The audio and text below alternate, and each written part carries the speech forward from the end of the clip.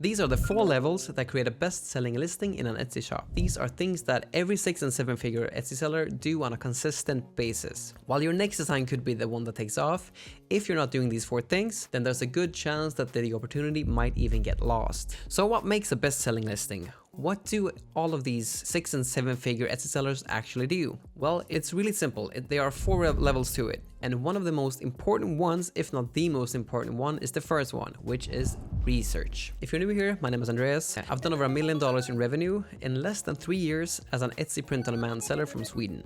So as I mentioned, research is the first level to this whole thing, and it's probably the most important one. And if we just go from the top to the bottom, you can't just sell anything on Etsy if you want to make this a business. The first thing that we always got to do is base it out of research. And the great thing about Printify these days is that you have the Printify Insights. What this can give you is, for instance, this. It's the 27th of October today as I'm filming this. And I got this is actual stats from today, not like from 5 years ago. What's the best selling stuff on Printify overall? You can get a list on that, which is just so powerful. You can get a whole list on that just to see what actually works. This can just drive us to focus on the products that actually sells. And if you can see here, like the top five listings here are just apparel. There are different types of like t-shirts and sweatshirts that you can do, which is also even underneath the top 5. But one of the biggest things to just focus on when you're doing POD is apparel, because that's a huge chunk of the whole market. So the first part of the research is to focus on product categories that are actually selling. And in this part is to focus on apparel. Even though there might be a lot of sellers here, this just proves that the demand is there. So we can always say that it's saturated, but if we have a great design that we made ourselves, that is based on research, we can always stand out in a crowded niche. Now, the second part to research, to this whole level, is that we gotta find shops that we actually wanna be like and just download their backend data. If we start to search for just t-shirts, we go super broad. What we then can do is go to filters. We scroll down here. Since I live in Sweden, I gotta make sure that it says ship to the US. Otherwise, the results are skewed. Since the US is my target market, we sort this by physical items. We attach the star seller filter. We go to the search bar. We swap out star for best. And then we use our trusted Everbee here to just speed up this process. We sort this by total sales. And then we can just take this, for instance. And I do want to preface that we shouldn't do custom text listing because of the new guidelines from Etsy. So I think we'll skip this one just because of that. We'll take the second one instead. Okay, this is a great one. What we then do is that we go here. This one is definitely proven. And then we can just go into the store. The store will be blurred just for obvious reasons, since I don't want to out any of my fellow Etsy sellers. But then we go to analyze shop, and then we go to press analyze all listings. And then we click here on export. What this does is that it sends us a CSV file to our mail. What we then can do is just add this into a big Google Sheets file. Now, we don't just want one shirt here, we want a couple. So we can just go through this whole list. We can take this one too, for instance. And then we can just go into the shop here again. And then we click analyze shop. And then we click analyze all listings, and then export. We want about 5 to 10 of these shops. What we then want to do is go to Google Sheets, go to a new Google Sheets, then we click file and then import, and then we just import these files into the Google Sheets file. And the most important thing is that when we import them, we will have separate Google Sheets here. We basically have separate Google Sheets files here. That will just pop up here. But then we just take the information from these Google Sheets and then we just add them in one and the same, so that you basically have a master list of all of these shops. After that, we press Command A and then Command A again. If you're on a Windows, it's Control A and then Control A again. And then we go to data and then add filter. Since I've already added a filter, it just says remove filter, but there would say add filter. Then we can go from the estimated total sales here and then click sort Z to A. What this does is that it sorts like remember, Everbee just gives an approximate depending on reviews and other variables to see which listings in their store has actually sold the best. But this way we can take all of the stores and we can sort them by most projected sales. basically most estimated sales by Everbee, which is super powerful because then we can just ease our niche research process so much, because we can just follow this master list and then just go down here and then see which listings we should focus on. And the great thing about this is that we can just, if there's like several listings, for instance, in the sports niche, we can just take one of those sports niches, add our designs to that, and then and I'll go into design specific, like the specifics about design later on. But then we can just add our design into one of the sports ones, and then we can just go to the next type of like niche there is. Let's say that there's one, like 5 with the top sellers in sports. Then we'll only focus on one, and then we'll go to the next product that like the next type of niche. Let's say that, for instance, is nurses. Then we can go into that. And now the most important part about this, let's say that we, for instance, have a couple listings here. I'll just put up a few here from Everbee. This should be based on the master list. What we then want to basically do here, we want to find common denominators within these listings. This is really important because we got to base our designs off of this later on. Okay, so let's say that all of these are from the master list basically. What we then want to do is that we want to find common denominators within these listings, and there are lots of variables to look at. The design is the most important part about these variables, but there are more things to it. So if we just look at this listing, for instance, we can see that they have no returns to any changes. They are shipped. These are the lead times. We can also see, for instance, personalized. That's huge. We can also see, like, look at the prices. Like, this will be in my own currency since I live in Sweden. But you basically look here at the prices. How many what type of options are there here? You can see a lot of different stuff here. All of these variables are really important, but basically what's in here, how do they like phrase stuff in here? What kind of colors are they actually offering? Do they offer returns and exchanges? What are the lead times? Do they offer free shipping or paid shipping? This shop provides free shipping. And then the most important part, like you would do this for every single one, because if you notice that, okay, this one says October 30 to November 5. This one says October 30 to November 4th. This one says October 30th to November 4th. So really similar. This is a big common denominator. So these shipping times, is that something that we can match with Printify? That's something that we would have to ask ourselves. But this is a great indicator that we want to be somewhere around this range, if it's possible with Printify. This is using paid shipping. This one is also using paid shipping. This one also using paid shipping, and really high ones, honestly. This is also above. This is really important to know. This is as Etsy recently changed their algorithm to prioritize listings with less than $6 in shipping. You can basically see here that this one is almost like $9 in roughly. So this doesn't, and this one is like delivery to the US. Remember that? This one is above that. This is almost like $10. This one is free shipping. This one is like $8. So with all of these top selling listings from these top shops, they all have their listings in with their shipping is above $6. So that whole thing is not applicable when it comes to having a best-selling design. That's another common denominator. But you basically look at all of these different things, like the returns and exchanges, the shipping times. Is it free or paid? How much is it? Which colors are they using? Which sizes, for instance? Are they using a loss leader, which is basically having one of these variations at a cheaper price? Let's see if I can find one. Here, for instance, these have a lot of you should not do this, because I think this is a bit unethical, because you're showcasing a shirt and then you can download the digital file for like really cheap. Using a loss leader is basically having a variation, either a shirt or a color, at a break-even price, so that you can drive more clicks to the listing in search. That's what it is. I really would strongly recommend to have something that is ethical. So basically, if you sell shirts, have a shirt that's actually the loss leader. And it's good to have a loss leader that's not that commonly bought. Maybe it's like the XS in pink or something like that. But providing like a digital file is not that good in my opinion, because it seems fishy, so to speak. So I wouldn't recommend that. But now, the most important part about this is the design. What we'll then do is to go here and just write best selling elements list. And then we just see here, okay, this one has kind of a vintage grungy vibe. This one has different type of text, like different type of fonts. This one has a college vibe. This one too had it had not.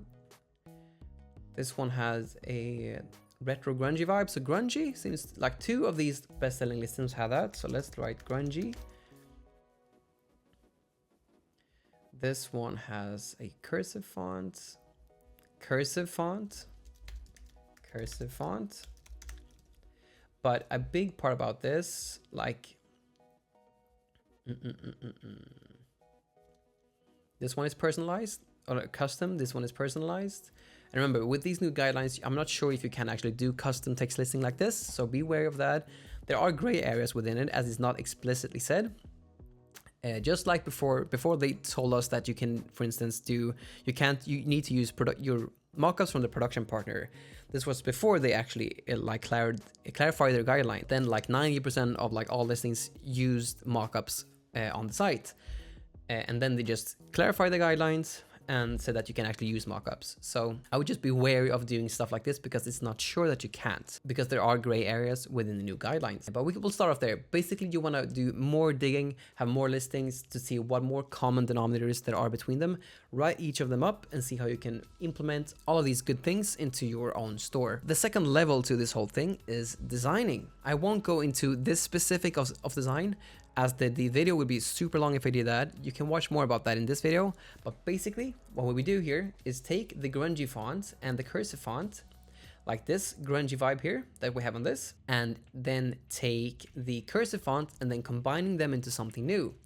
So maybe we would for instance here make it say Boston in a grungy vibe, or maybe we could say, for instance, this is trademark. I think at least it was trademark, so I'm not sure if we want to do this. So always beware of trademarks. That's really important. Maybe we want to take this and just say staying and then alive in cursive, for instance. That's how I would approach like doing that. But if you want to see the specifics on how to do design, as it would take too long for this video, I would suggest watching this video right here. But you would basically base all the elements off of this list. And it would obviously be longer if we had analyzing like 10 different listings or 20 different listings from the master list, basically. Third level to this whole thing would basically be the photos and the offer. This is just a huge variable, which is easily overlooked. This is really one of the main variables to actually get the sale. Because if you have the great design, but if this isn't set, then you can lose out the whole sale, because either you won't get clicked or they will click it. You'll have a lot of visits, but they will still not convert because the offer isn't there. When it comes to that, if we just go back to our search here for t-shirt, like when people consume Etsy, this is all search based. They search for something, they look on the first page generally, and then they make the purchase off of that first page. So the thumbnail is really, really important. I mean, really, really important. The easiest way to just see if we can have a good thumbnail is to just look at, if we can basically see common thumbnails that are like selling super well in multiple listings on the same page. So let's see if we can find that. Okay, here we have two. This one, we have this one. It's the same, I think. Okay, so we'll start off with these two. But basically, you would still want to scroll through these pages here and see if there are more like this one. I think this was the same one. This type of vibe is the same one. This one is also the same. So this one could be a great thumbnail to have. Or this one. I think I saw this one on the previous page too. These are comfort colors. You can find these on Printify too if you want to sell those too. But let's see here. I know that I saw. So we can take the yam one here, for instance. So this one, and this one are the exact same mock-up. And the best thing about this is that you can usually just find this right off of Etsy, but it's the same image that three totally different sellers have gotten like great results with the same image, which means that this is one that we should like get ourselves. So then we can just search for comfort colors mock-up. And this, I think that's the yam color, 17 yam color. And then, yep, right there, we have the exact same mockup.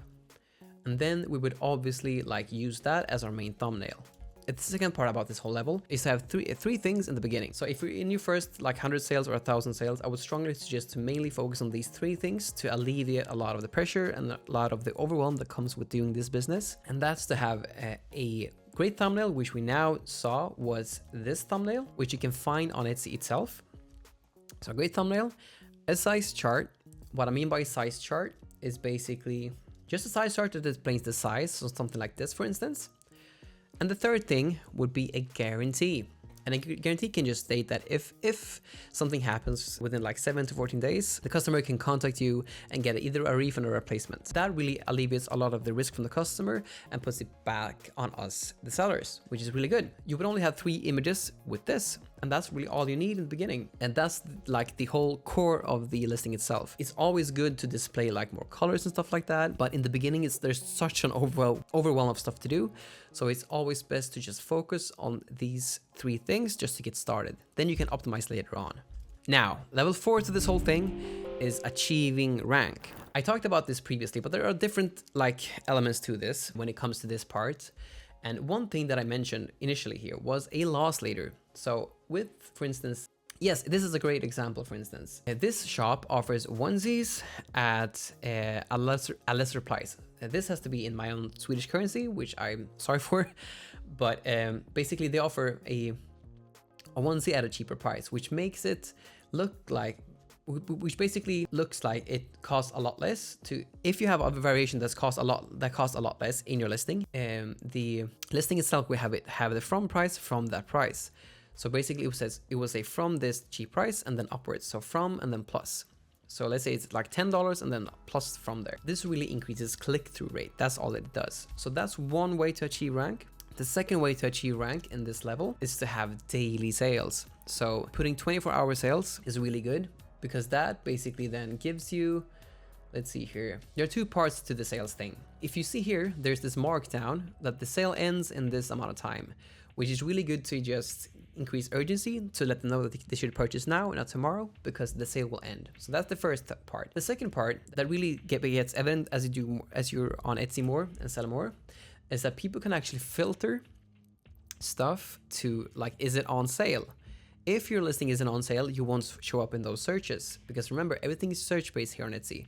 People type in something and if they click that filter on sale, then and yours doesn't show up because it's not on sale, then you won't show up. Another thing is like if they have, for instance, like big sales going on, and then you might not like show up in those searches because sometimes it says you can get up to like, I think it's like up to 40% off or something like that now. Let's see if I can just see that if I just go into incognito. Yeah, so if we just look here, you can see there are very merry deals. Get up to 40% off gifts from small shops.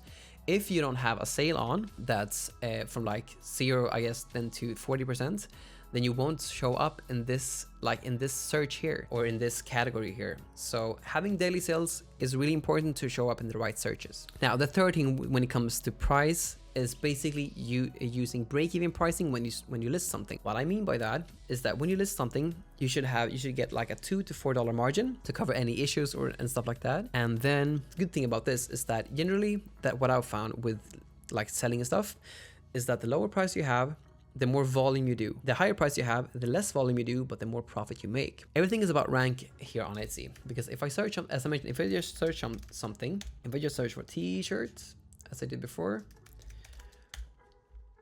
everything here that just shows up on the first page. Now, this is a lot of trademark stuff, so never do anything trademarked, obviously. But the things that mainly show up here on the first page are things that have sold because the biggest like derivative of actually getting rank is sale. If you don't get sales, you won't get rank, which is a kind of a conundrum because you need rank to get sales, but you can't get sales if you don't have rank.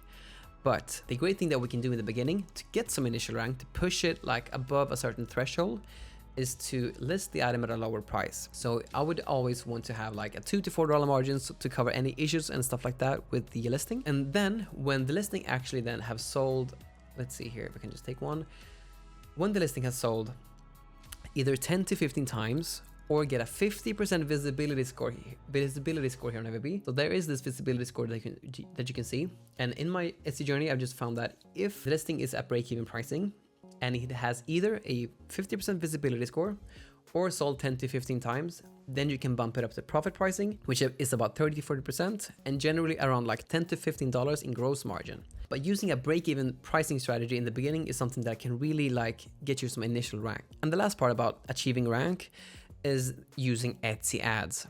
Now, this video will be kind of long, so I won't be able to go into the nitty-gritty of Etsy ads into this video, but the gist is to just put your listing on Etsy with Etsy ads, let it spend about $10, and if it hasn't like achieved your break-even ROAS after that point, then you just turn it off and go to the next. If you want to learn more about the nitty-gritty of Etsy ads, you can watch this video right here. But basically, those are the 4 levels that actually create a best-selling listing on Etsy. Thank you so much for watching, and I'll see you in the next one.